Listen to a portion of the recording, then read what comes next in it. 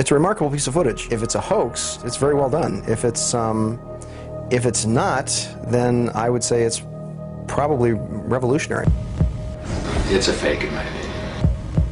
If you continue to ask questions that are out of bounds, I won't hesitate to terminate this interview. This is powerful because this is not a staged event. This is real.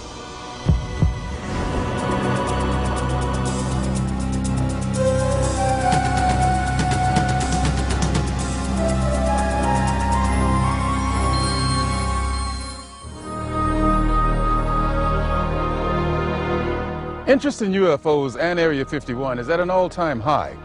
Last year, a highly rated TV special and best-selling home video purported to show an actual autopsy of an alien being from the famous Roswell, New Mexico crash of 1947. Many people and even some experts believed that autopsy footage was genuine. If that was indeed the body of an alien being from another world, could the footage in this program be the world's first hard visual evidence of an actual living and breathing alien being? An alien being communicating in an interview with the highly covert arm of the U.S. government?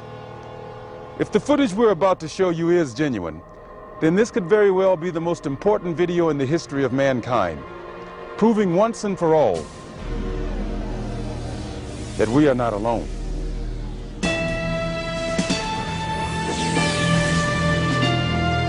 Within Nevada's Nellis Air Force Range, protected by the tightest security in the world, is the Groom Lake Test Site, aka Dreamland, aka Area 51, an installation so secret the government cryptically acknowledges its existence only as an operating location. Until recently, the military flat out denied the presence of such a base. It has served as the testing ground for many secret research and development projects, such as the U-2 and SR-71 Blackbird spy planes, the F-117A stealth fighter, and now the SR-75 penetrator, the super-secret replacement for the SR-71. Every morning, a select group of specialists with high security clearances, some reportedly as high as 38 levels above top secret, arrive at McCarran Airport in Las Vegas to be flown to Area 51 aboard a Boeing 737. From the time they leave the ground until they return to Las Vegas at the end of each working day, they enter a world no outsider can ever truly know, except through rumor and the occasional shocking revelation. In 1989, a physicist named Robert Lazar went public with the stunning claim that the United States government was test flying dish-shaped aircraft of extraterrestrial origin at Area 51. Interviewed in silhouette by a Las Vegas TV reporter, Lazar, calling himself Dennis, claimed to be employed at a site on the outskirts of Area 51 known as S4, where he was part of a team attempting to back-engineer the saucers to discover the secret of their advanced propulsion system. It was a very sleek, thin-looking, flying saucer-shaped craft. There were 9 total. I only got to essentially work, back engineer, or analyze one of the craft. It's very plain. It's all one solid color, a grayish pewter color, the same color as the outside of the craft.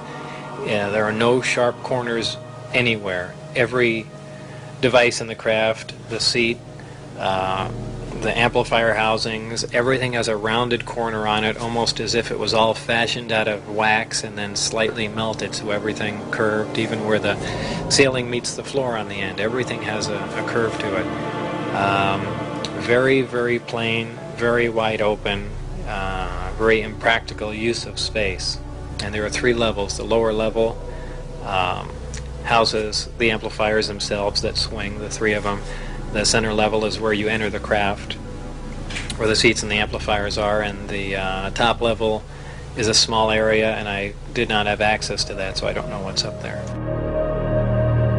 Absolutely alien craft, there's no question about it. Well, first of all, the scope of the project was to back engineer it. If they were United States craft, we wouldn't be going backward trying to find out how they were built if we had built them.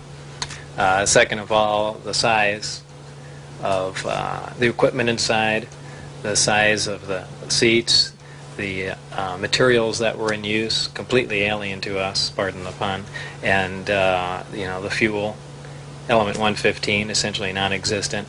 All these factors together, and of course the briefing information stating that they were alien craft. Along with Robert Lazar, rocket scientist David Adair is one of the few individuals who will go on record concerning his personal experiences with alien technology at Area 51. Was not of our origin. They shouldn't have let me see that. And then in the results of it, they locked me in a room.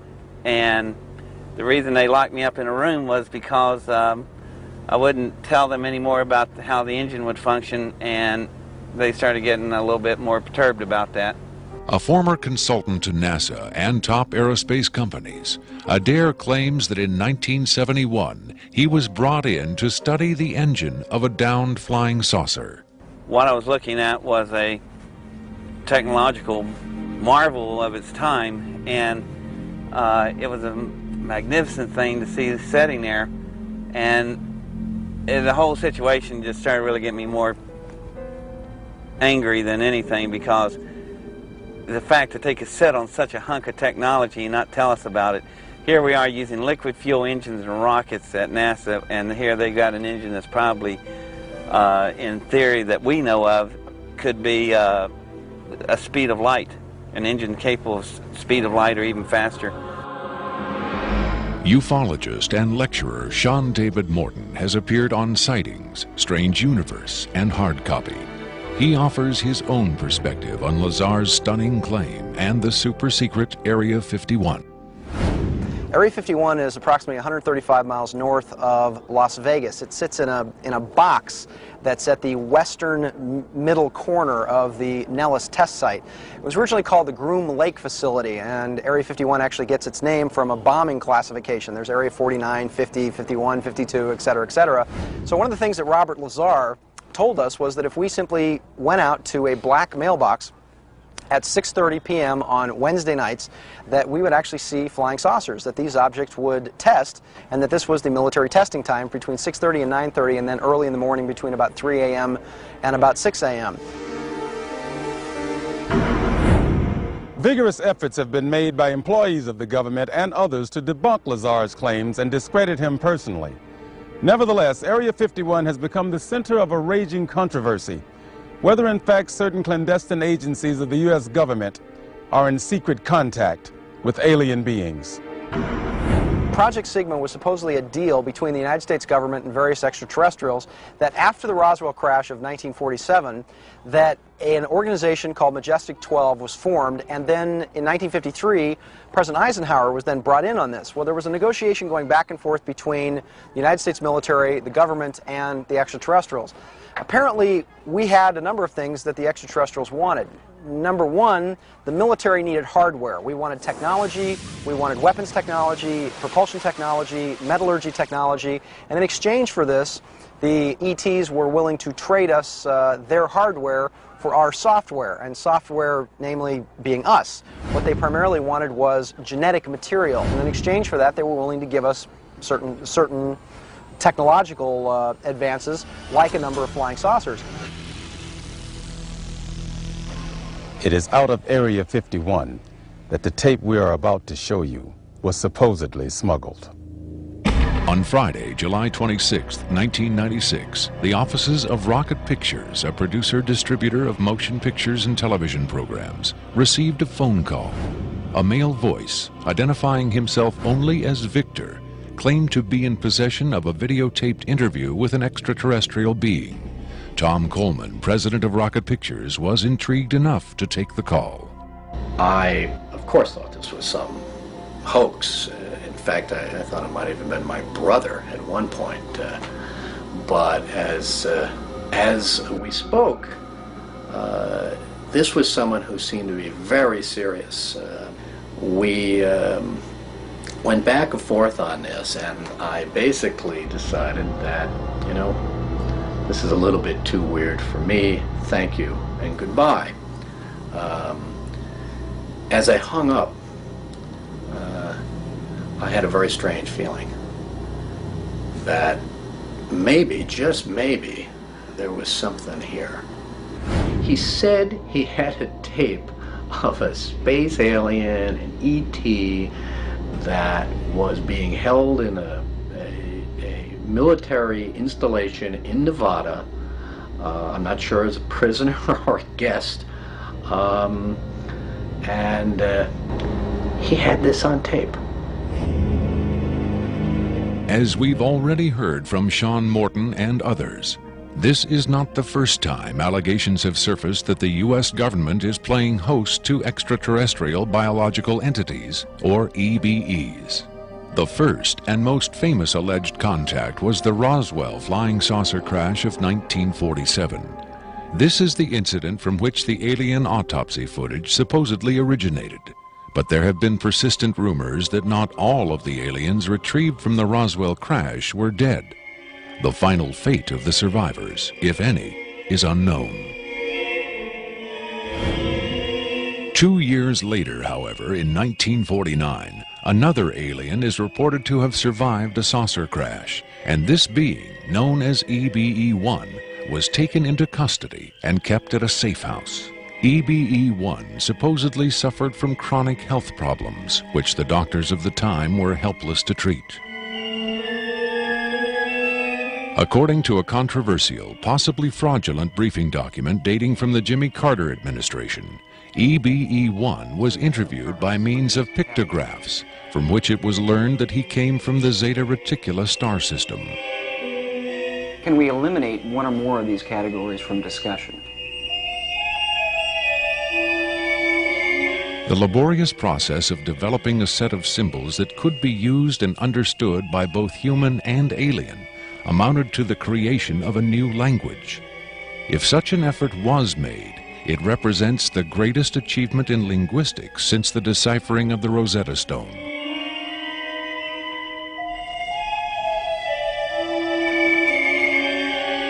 That such an achievement would be kept secret illustrates the hysterical paranoia of the time as the Cold War intensified under the threat of nuclear annihilation.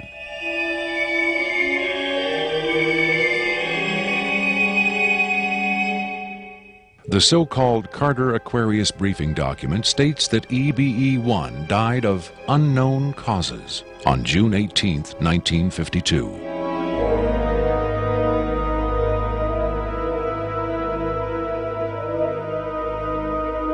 Skeptics who doubt the authenticity of the Carter-Aquarius document find it unbelievable that highly advanced alien beings would allow one of their own to die under the primitive medical care of a species that had barely begun to conquer its own diseases.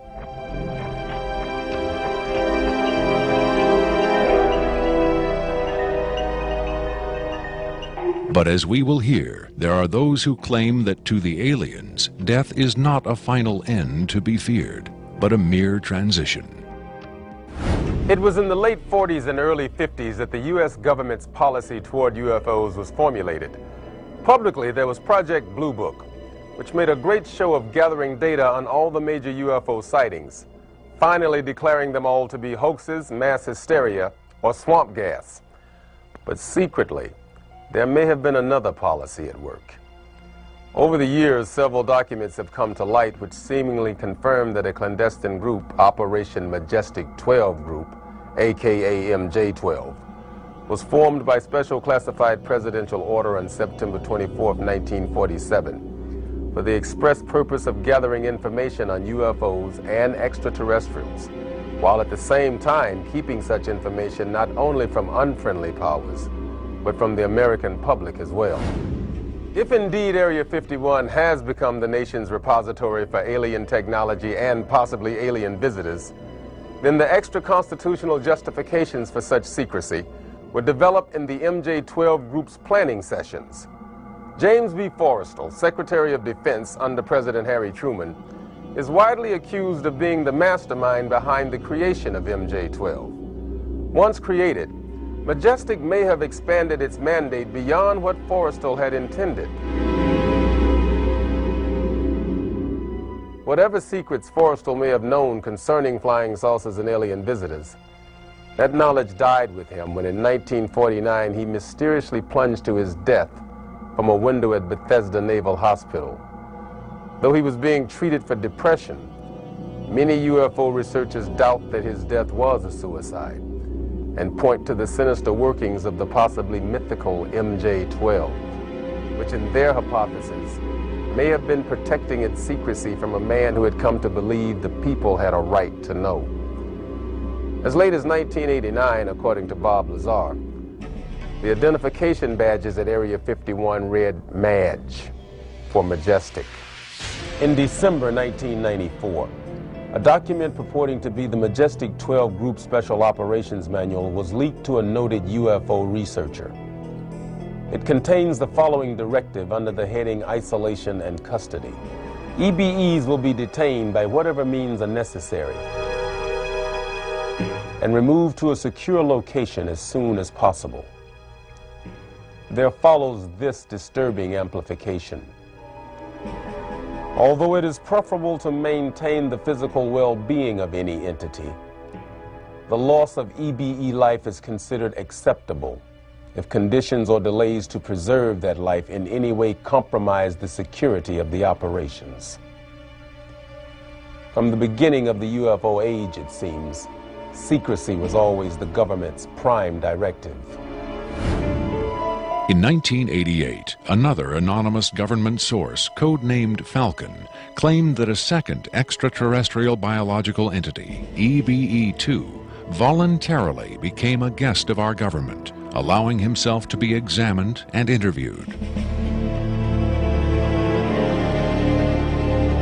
In this scenario, Area 51 became, for a time at least, a sort of extraterrestrial embassy, the setting for mankind's first attempt at diplomacy with beings from another world.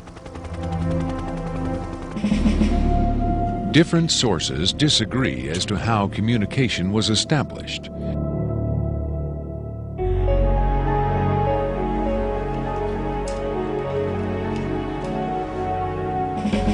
There is universal agreement that the EBEs are incapable or unwilling to speak human language. In addition to the pictographs used by EBE-1, it has been reported by Falcon that in the early 1950s, EBE-2 was fitted with some sort of artificial voice box, allowing him to speak words, and that he learned the English language very rapidly. Other sources doubt this story, however. By our kind, do you mean we Americans? What has been reported most persistently is that the aliens communicate via thought projection, or telepathy. They would have been tortured, made to give up their secrets, instead of questioned in this friendly manner. We cannot be forced to communicate. Has it been tried? Not by us. We speak to who's ever willing to listen. The idea of telepathic communication with alien beings carries with it the same doubts and controversy attached to telepathy itself. Do the practitioners of this ancient art really have the ability to read minds? Or are they crafty charlatans who simply tell the listener what he or she wants to hear? If the cynics are right, then the self-proclaimed telepaths recruited by the government in the 1950s were playing an astoundingly daring hoax by claiming to speak for the mute visitors from the stars. Defenders of telepathy call this notion preposterous and point to the long history of government-funded research into mind reading as proof that their science has merit. In the last 4 decades, there have been persistent, often contradictory rumors and even eyewitness accounts of other alien visitors meeting secretly with military or government officials. But what about today? The Tester Corporation has recently come out with a model kit of Gray, the extraterrestrial life form, and a scale model of the so-called sport model, the UFO Bob Lazar says he studied at Area 51. This UFO kit has quickly become one of the most successful model kits in the history of the company. If the military is, in fact, conducting tests of extraterrestrial spacecraft at Area 51, then where are the alien creators of these craft? In his first TV appearance under the pseudonym Dennis, Bob Lazar was asked if there are living aliens at Area 51. Clearly nervous, he evaded the question by saying, quote, "I really want to steer away from that right now," unquote. In subsequent interviews, however, he admitted catching a glimpse of two scientists talking to a strange short figure with long arms. He also reported seeing several documents that seemed to contain first-hand information on alien civilizations. Lazar is skeptical of a claim made by Falcon that a group of EBEs have been given complete control of a separate base within Dreamland. But he does admit having read a report of a tragic misunderstanding between military personnel and alien beings in the late 70s. Lazar states that it had to do with bullets the MPs were carrying, and that the bullets might explode, possibly due to a field the aliens had generated in that area. This encounter supposedly resulted in the deaths of all the humans involved by head wounds. But if there was ever a large-scale alien presence at Area 51, Lazar saw no evidence of it doing his work at S4 in the late 80s. Is it possible that the deadly misunderstanding of 10 years earlier brought human-alien cooperation to an end?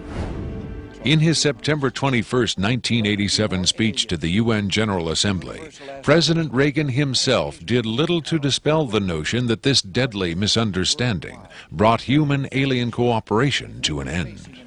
In our obsession with antagonisms of the moment, we often forget how much unites all the members of humanity. Perhaps we need some outside universal threat to make us recognize this common bound.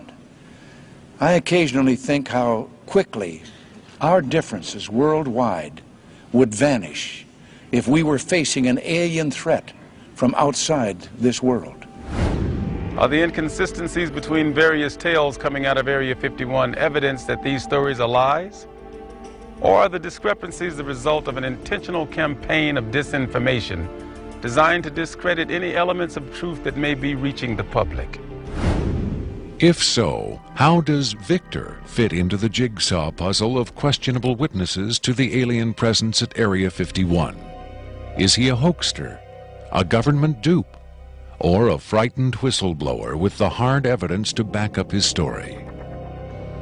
I made it very clear to Victor that his credibility was the entire issue here, and that everybody's going to think this is a hoax, and that how are they going to possibly verify this? What he said was, you can do anything you want in terms of verified, any type of due diligence. He will answer whatever questions put forward. We could do whatever type of checking. We could bring in experts. We could have the tape tested. We could, in fact, he encouraged all of these aspects. He just did not want his face and his real name revealed.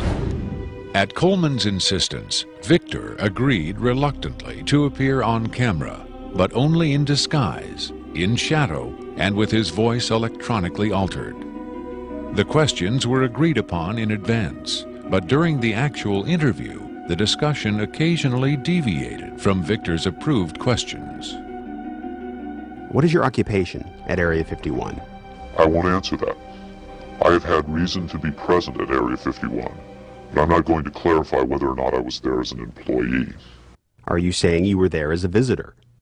I'm not going to specify why or in what capacity I was there, only that I was there. Can you tell us how many times you were there?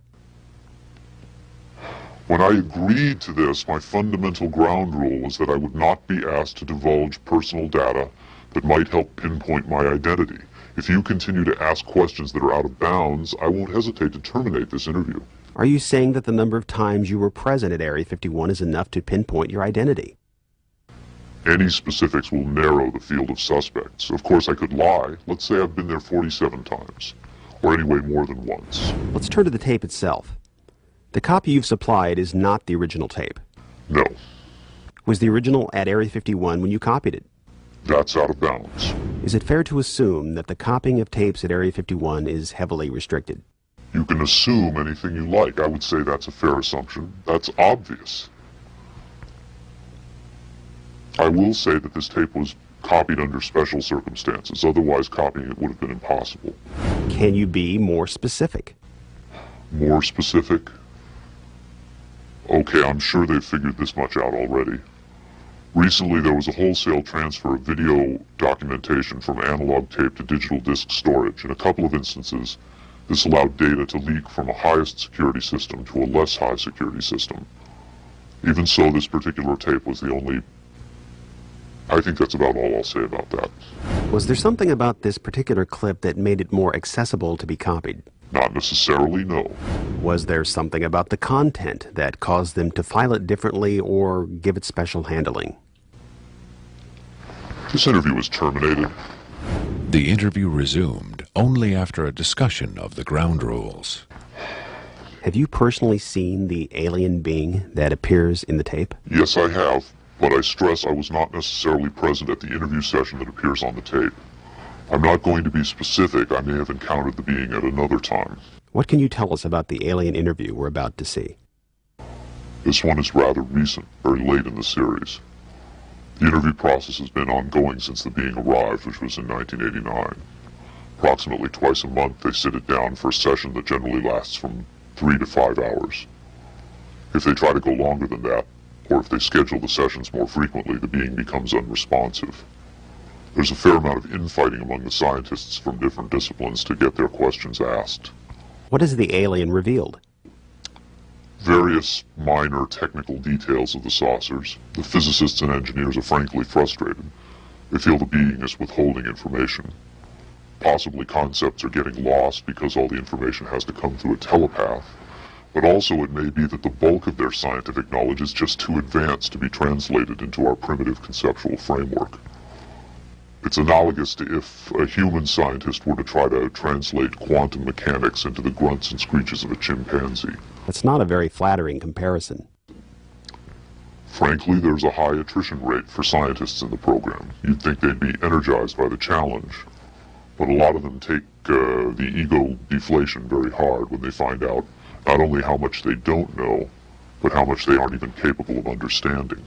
What else has the alien communicated? Oddly enough, the being seems to have a much easier time communicating spiritual concepts.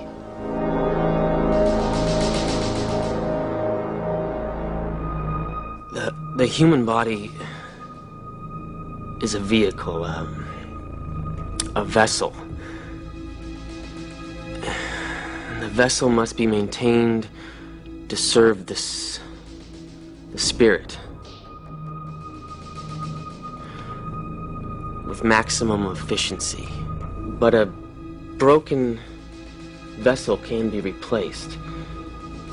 The human spirit, or the soul, can have many vessels.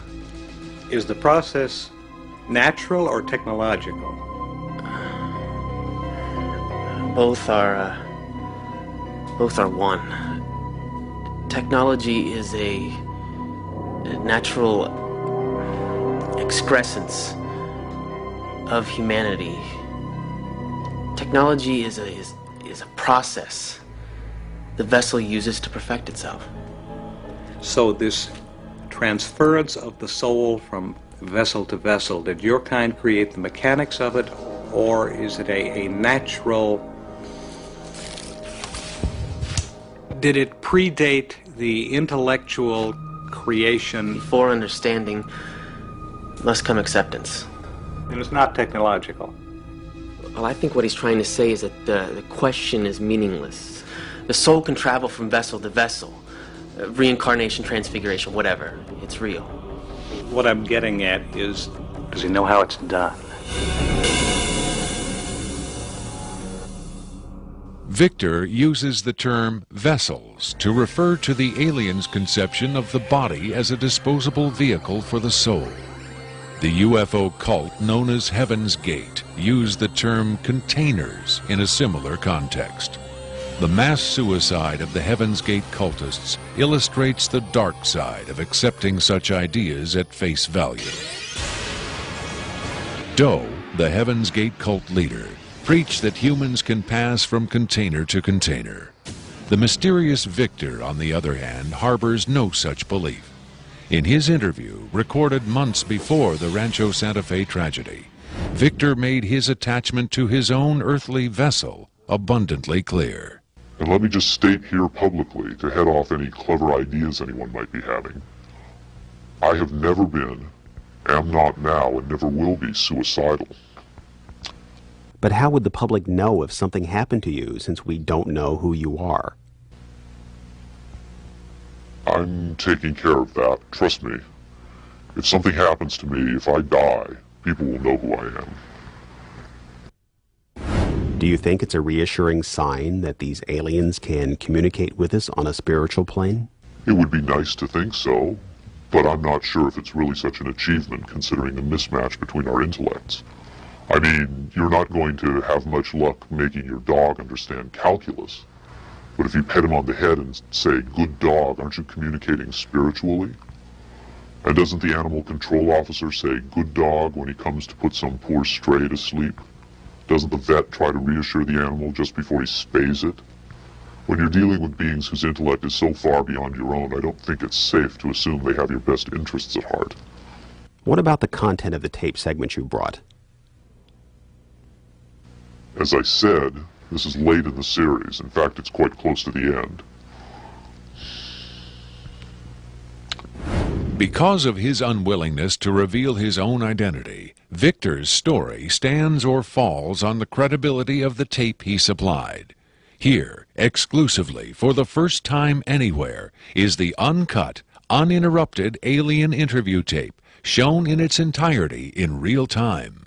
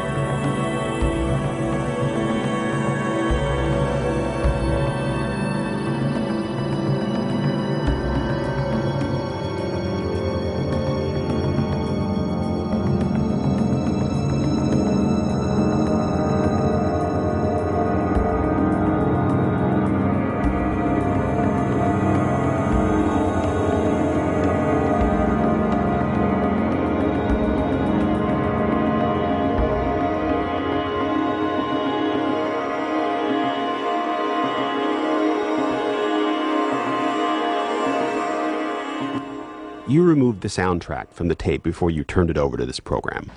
That's correct. I can't allow the voices of the project personnel to be heard by the general public.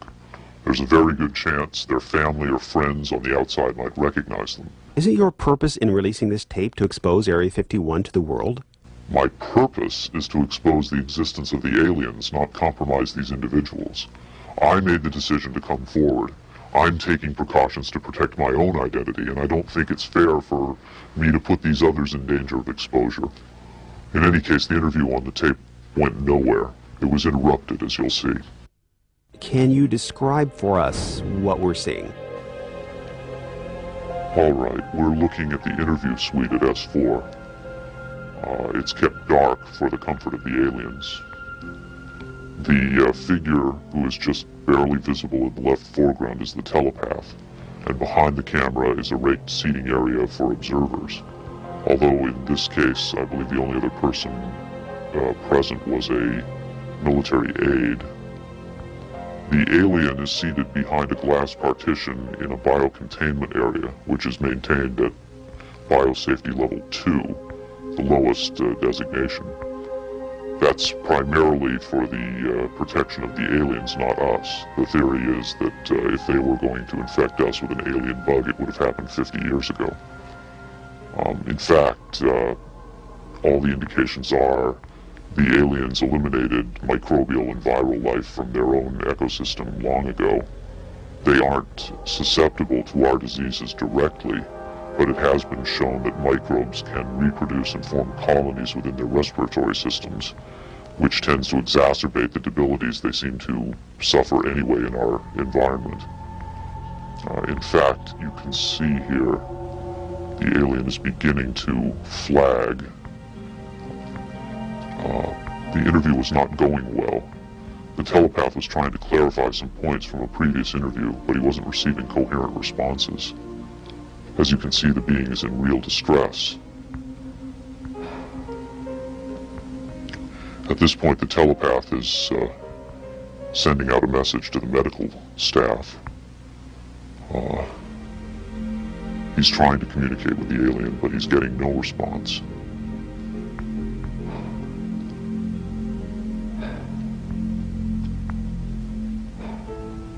There's very little he can do. There's no direct connection between his space and the biocontainment area. That's the aide stepping in on the right. The medical staff should be there by now. They're slow in responding. There they are. I have to say the medical personnel at S4 are less than first rate. They tend to be selected for their willingness to keep secrets rather than their medical competence. By the way, he's not shining that light into the eyes. It looks that way, but in fact he's checking for hemorrhaging around the eye sockets and in the nasal cavity. I'm sorry. It's very hard for me to watch this.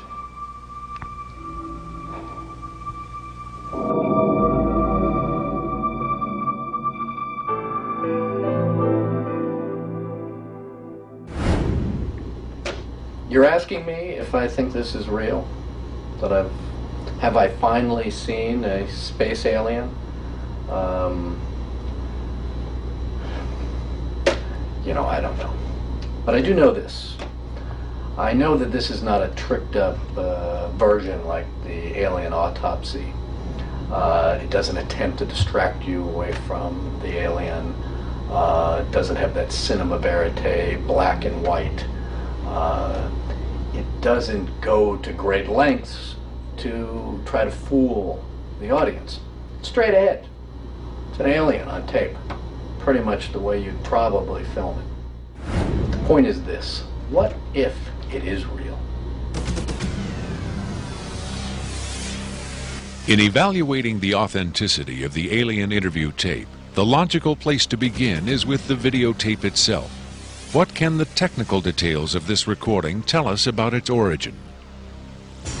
Rocket Pictures sent Victor's original tape to the Phoenix laboratory of renowned image analyst Jim Delatoso. Using the most up-to-date digital technology, Delatoso tried to determine the tape's authenticity. I've been exploring, looking at different aspects of the image itself to develop questions for a matrix on is it real or is it fake. I grabbed a frame in the computer and we're outputting it now in digital format, and you can see that we have an absolutely solid picture. What we've done is taken the picture and moved it over so that we can look at the information that's in between the frames. Now, when we look at the motion video, we can see that it still is not bad. And when we have this little indicator down here, it tells me that the original image was transferred using some kind of time-based corrector. These are video screens up here, television, video monitors, and they're off at an angle. If this was shot using a video camera with lines on it, we would see moire patterns up there, and we don't see the moire patterns. So there's a probability that this was shot originally on film, possibly a film stock like 72-52 or 72-47, depending on the lighting. The idea that these images may have originated on film is in direct contradiction to Victor's statement that the interview was shot on video. On closer inspection, Delatoso decided the images could indeed have been recorded by a video camera under certain specific conditions. In this case, I get the sense of it that this was originally created using either film, transferred telecine to beta, that then this is the third generation, or it was taped under very low light conditions with the video gain boosted probably 12 dB. Even the emotionless analysis of a computer cannot provide a definitive answer. Delatoso's efforts yield tantalizing hints, but in the end they only increase the mystery. One of the key things about this creature are its eyes. Like the other experts, video analyst Jim Delatoso was emotionally affected by what he saw. He took the tape very seriously and offered this personal opinion. If someone faked this, I don't like these people. I think it's a bad thing for people to do, because if extraterrestrials come here, it's an incredibly important thing to understand who they are and why are they coming here. If this is not faked, I think we've got a glimpse here of a sense of communication with someone who came from a long distance away. When asked his opinion of the alien interview, Adair was careful to answer only in terms of his own experiences. If you're referring to the film where it's aliens being interrogated at Area 51, I don't know. I've never seen a UFO in my life. I've never seen aliens pickled in a jar or anything like that. But I know I saw an engine that wasn't from our terrestrial technology. If you're looking at an engine like that, it came out of a craft. If it come out of a craft, then that craft has occupants. So it's very logical to assume then that those occupants could still be here and they could be interrogating them, or they could have downed another craft since 1971. Makeup artist John Criswell has provided special effects creatures for many Hollywood motion pictures and television shows, such as Spaced Invaders and Babylon 5. Hired by Rocket Pictures to create the aliens for the recreation segments of this program, Criswell was very interested to finally see the real thing. By Hollywood standards, I would say it's a pretty decent puppet. Well, to be honest with you, I would love to buy this being real, but it's probably a hoax. Well, I think this is a really cool design, and it's a great concept, but I think I could have done better. Whoever did this, I mean, they could have a job in Hollywood in a minute, no problem. This one has a much creepier quality than the alien autopsy tape, I think. That one I definitely didn't buy just because of the way it laid on the table. There was a couple of things. This actually, whoever did this was, or if someone did this, they were very clever because it it hides a lot of stuff. So that's what makes me kind of disbelieve it a little bit. But, you know, who knows? Criswell thought the alien exhibited movements that would be difficult to fake. There are moments when this looks very real, and I don't know how they did certain little things about this. So right when I would say that it's definitely a puppet, he moves a certain way, or he'll lift up in the frame and all that, and all these little things are important to the, you know, to the character of him. Academy Award winner Rick Baker is one of Hollywood's reigning masters of makeup effects. He transformed Eddie Murphy into a 300-pound man for The Nutty Professor and has created monsters for countless films, including An American Werewolf in London and the UFO-related Men in Black. Baker dismissed the tape as a fake. Yeah, this doesn't fool me. I don't buy this. I think this is a puppet, and you've got a table in the foreground that's hiding the rest of its body. You've got some kind of, whatever that instrument is in the foreground, it's hiding. It's also lit very mysteriously. I think if you were going to record this alien, you would want to see it, and you wouldn't want to hide it behind a table, and you would light it in a way that would show up much more than this. And this particular movement, this head-jerking movement here especially, looks very puppety. It looks a little overdone and very much like a guy with his hand inside this thing maneuvering it. I guess he's supposed to be ill here. Is that what's going on? It just looks like they went to a great deal of effort to hide as much of the anatomy other than the head on this puppet, and I just don't buy it.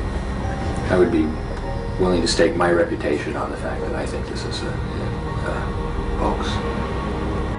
It's very interesting to see them. In Baker's opinion, there was no controversy at all. It's a fake, in my opinion. We could build better. We have built better. UFO expert Robert Dean, on the other hand, had no doubt whatsoever that the tape was authentic. This is powerful because this is not a staged event. This is real. In the 1960s, Robert O. Dean served as an Army intelligence analyst at NATO headquarters in Europe, where he claims to have seen first-hand evidence of alien beings and their artifacts. Retired from the Army, he is now a highly regarded UFO researcher and analyst. Dean was asked to view the tape and offer his expert opinion. Treating him like a piece of livestock, wiping his lips. Calling on his own first-hand experience for comparison, Robert Dean was stunned and moved by what he saw. That breaks my heart.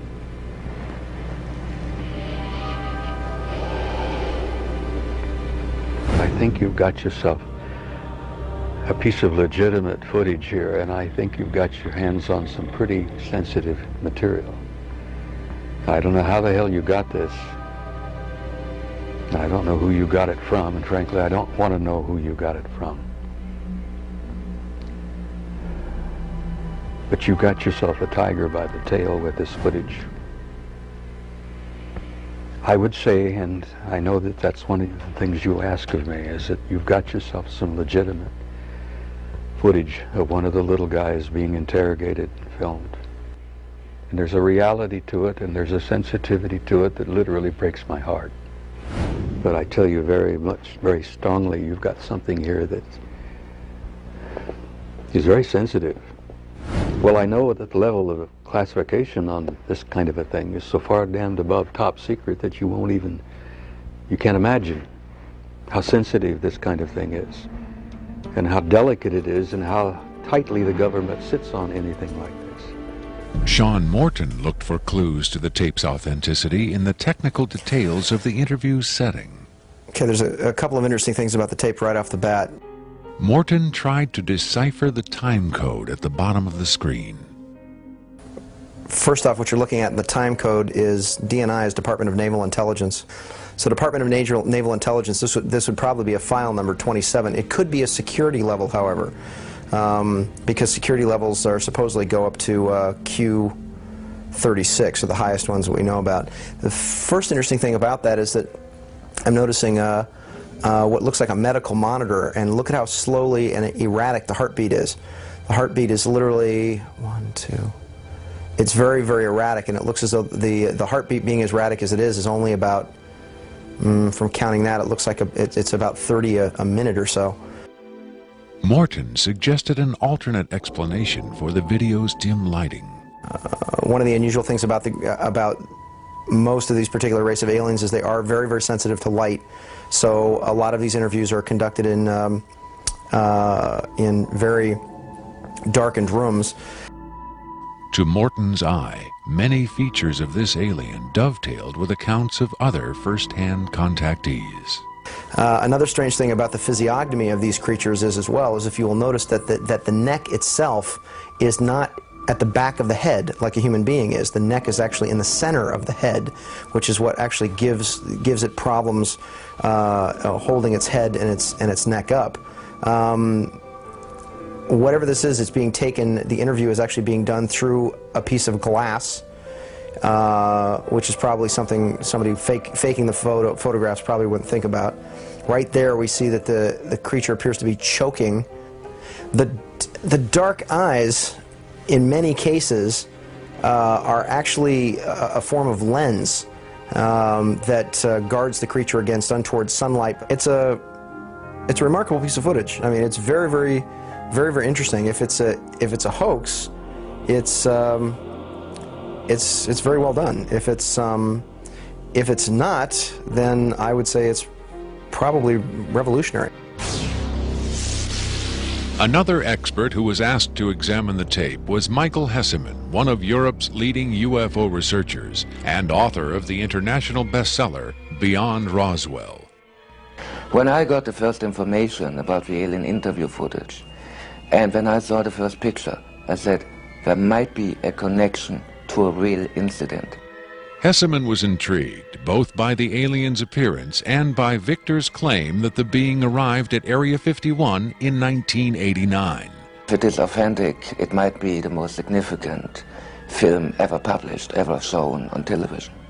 For several years now, Hesseman has been investigating reports that the South African Air Force shot down a flying saucer in the Kalahari Desert in 1989. According to Hesseman's sources, 2 survivors were retrieved from the downed saucer.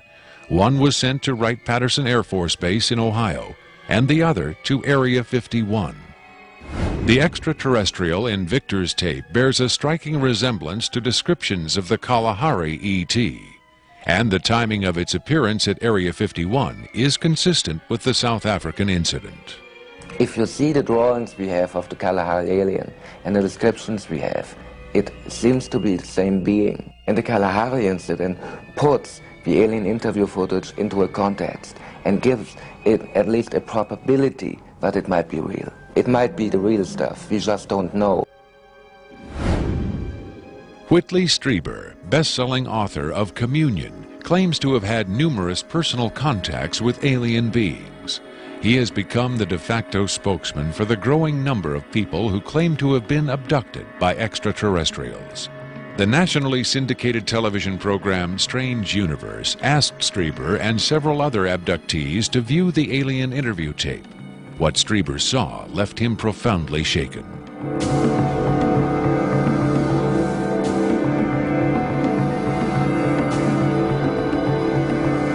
Strieber would not agree to be interviewed on camera for this program, but on Strange Universe, he had this to say.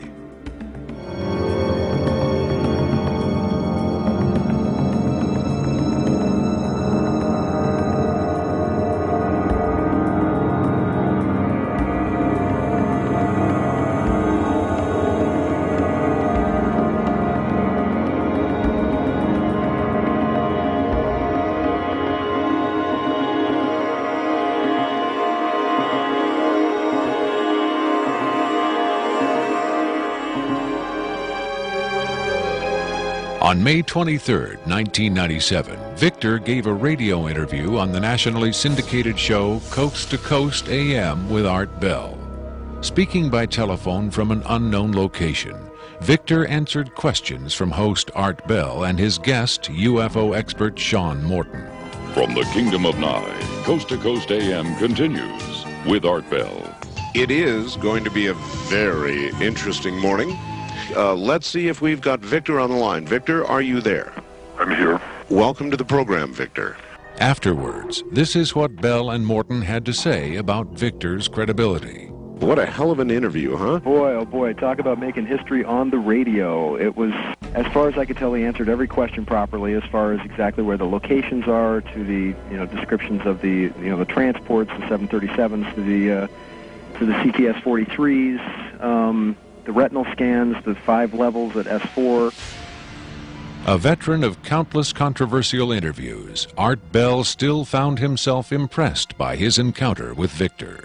In the first, I think, half hour, I sensed that I was getting a kind of a runaround, or that I was not satisfied with the quality of the answers that I was being given.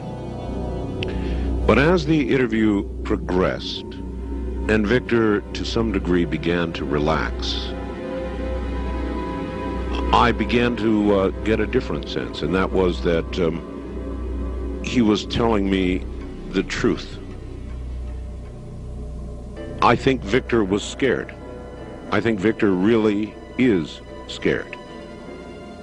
And so my judgment of the interview after about the first, maybe 20 minutes, half hour, is that we began to get some real information. It was a significant milestone. There's no question about that in broadcasting.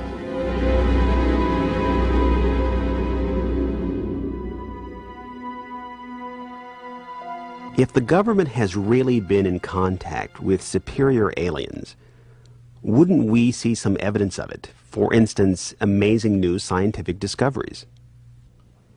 Limitless free energy? A cure for cancer? We might if the government's motive were the betterment of mankind. The government's motive is control. And just as much as they crave control, they fear loss of control. Knowledge is power, but power does not necessarily confer competence.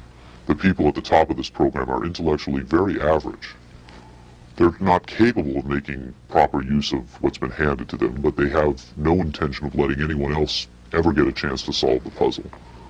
And let's not forget there's also the real possibility that the government is being manipulated by the extraterrestrials for their own purposes.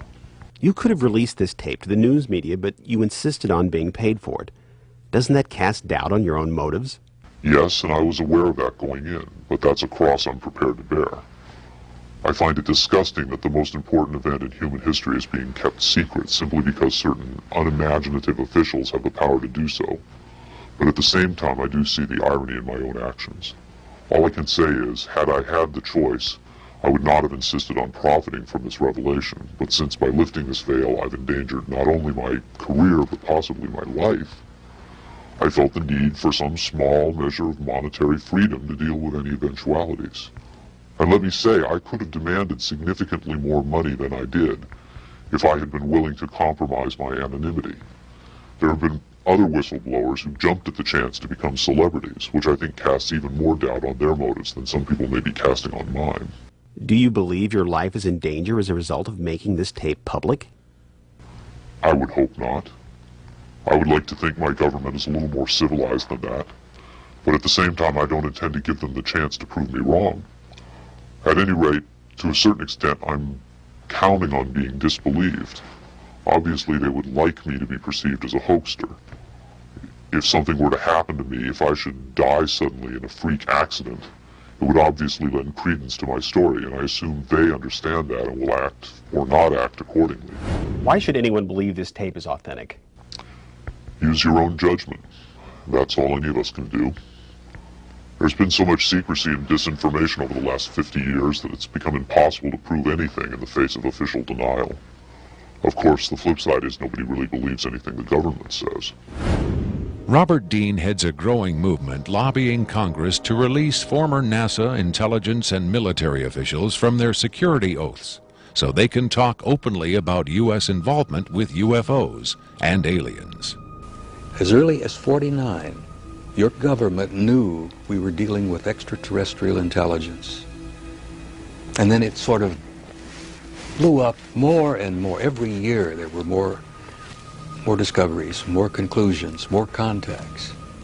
And as you probably know, we have indeed retrieved crashed hardware, and we have reverse engineered it, and we have indeed been flying some of that hardware in this base not too many miles outside of Nellis, near Las Vegas. Dean believes the time has come for the government to tell the people what it knows. The truth has got to come out. We're over 30 years too late. The people not only have a right to know, they have a need to know. And damn it, I stand in this belief, and I will say this and stand by this till the day I die. Congress has the responsibility, Congress has the obligation to the people, to the Constitution, and to the nation.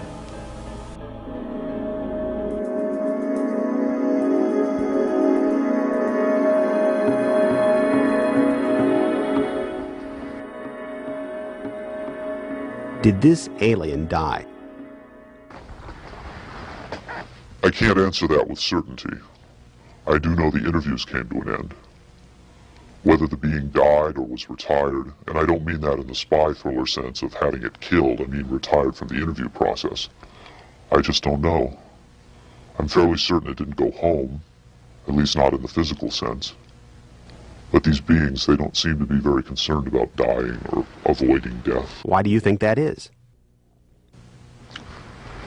Maybe they know what comes after death with more confidence than we do. Maybe there's another vessel waiting for them on the other side. The other side? Yes, which may in fact be where they come from in the first place. I've heard the claims that they come from Zeta Reticula or the Pleiades, but it hasn't been established that they come from out there at all. Their saucers may not travel through space as we know it. They may fold in from another dimension, another reality. You make them sound almost supernatural, like angels or devils. Supernatural is just a term for aspects of nature we don't understand. For many people, they certainly do serve the functions of both angels and devils, forces we can't comprehend. Have you had enough of me? I think I've earned my money.